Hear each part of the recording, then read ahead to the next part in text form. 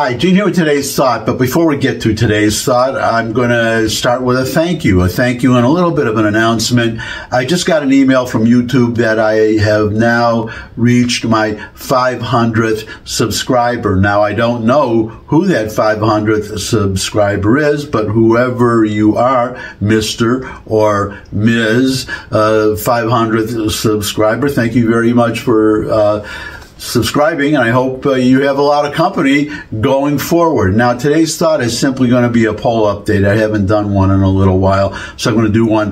The big news will be in a moment. First, just the presidential poll, the average of the presidential polls, Real Clear Politics website. It looks like the race has really tightened up between Trump and Biden. There was a point a little while back where Trump was leading in every poll except one out of the 10 that were in the average, some 10 or 11, it varies. He was solidly ahead. That lead is now down to less than a point. 0.6 average, because they were kind of alternating. Candidate would be 1 point ahead. The last two were a tie, and before that one, the third one back, Biden ahead by 1 point, and the two before that. You have to go back to the 13th of December, mid-December, where you have Trump leading by 4. Since then, it's been 1 point one way or the other, and the last two have actually been ties. So that's something to watch, and it's kind of interesting, that number, because of what I'm going to give you now, which is the generic congressional poll by Rasmussen's poll. Now, what's good about Rasmussen? Well, they have a very good record for accuracy, number one. Number two, they poll likely voters. So this is not just people who are registered to vote or all adults. These are people who have, like me, who have voted in just about every presidential election. So that's why I put a lot of weight in the Rasmussen poll. And that's one reason why, for example, you see all these polls of Biden's approval being into the mid-30s or high 30s. And in the Rasmussen poll, he's always, he was 44% today. He's kind of in the mid to low 40s. Once maybe he would sometimes go down to 40% or 39%, but the very next day he bounces right up. And the Rasmussen poll is an average of the last 3 days polling. So it's not just one day, so it's not like a one-day jump. So that's another reason why I really put a lot of faith. Well, I'll give you the other reason. Rasmussen uses a robotic voice, so you can't be in... You get a robotic voice, and then you answer the questions by punching numbers on your cell phone or your landline, if you still have one in the 21st century. And that's another reason. So you can't be influenced by the voice, the vocal inflections of the questioner or the pollster. So you got all that. So they do a generic congressional poll I think right now it's every month, and it's more frequent maybe as the election gets closer. But this is for which party you prefer for Congress. Now, they do it for the House of Representatives. They don't do it for the Senate, because only 1/3 of the Senate is up for election every time. So, every 2 years. So, and at a presidential election. So it's only Congress. But this is what's interesting, because you do one. First of all, the GOP, the Republicans, they consistently do better than their poll numbers. They'll say, for instance, that the Republicans, that the Democrats have a 2-point advantage in the generic ballot, and the Republicans will, in the final result, will actually come out ahead and win the House. This has happened in the past. So it's especially surprising when you have the number I'm going to give you now, which is Republicans +9. Republicans +9. They have a 9-point lead in the the generic congressional ballot for control of the House. I can't remember seeing a number that high.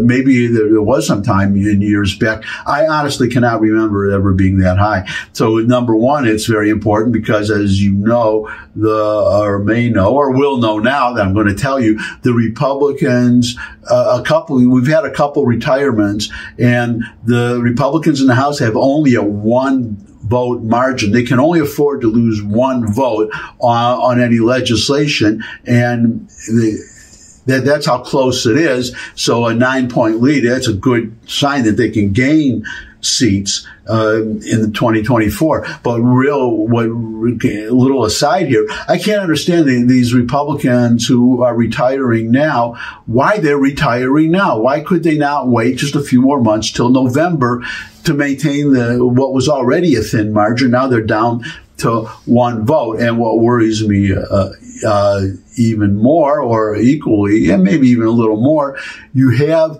the Speaker of the House just made a deal with the majority, the leader of the Senate.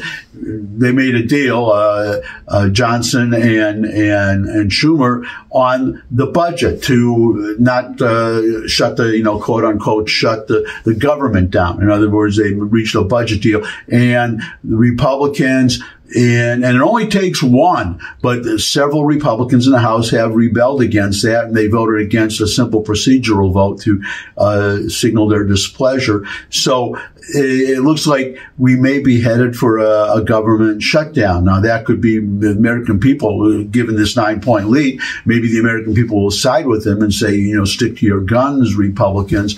But if not, maybe this is going to hurt them. And the same thing, my logic is the same with these early retirements, that they couldn't wait a few more months. Why can you not wait a few more months when you will control? You have a good chance now, even better than I imagined, a very good chance to control the House and have the Senate and win the White House just a few months from now. Why are you risking screwing this up? And that's the title to today's thought. Don't screw this up. So I am very concerned, and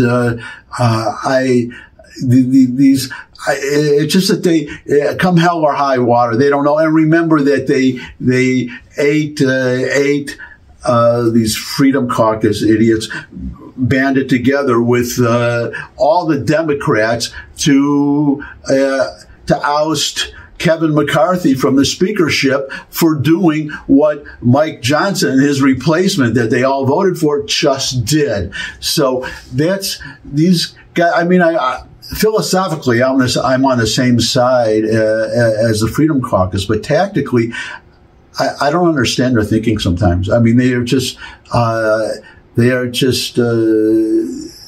myopic. They just have this idea that they want what they want, and they don't care what happens, and they're willing to lose the House over it, and maybe the presidency too, and give us 4 more years of Biden, or even worse, 4 years of Kamala Harris when Biden is forced to drop out. I predicted this in an earlier thought. I'm digressing, and I'll end on this. But I said earlier that there's a very good chance that Biden, he doesn't want to be president again. He just wants his legacy of, well, number one, keep the House in Democratic hands, and number two, be responsible for the appointment, really, without an election, gifting us with the first black female president, black female Indian president. Her heritage is Indian.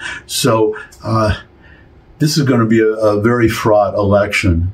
I'll just end on that. This is going to be a very fraught election, and I'm worried. And that's my thought for today. Thanks for stopping by. If you could subscribe, that would really be great. And share this video with anyone you think would benefit from it. But most of all, come back and see me again. I would love to see all of you again. And until I do see all of you again, bye.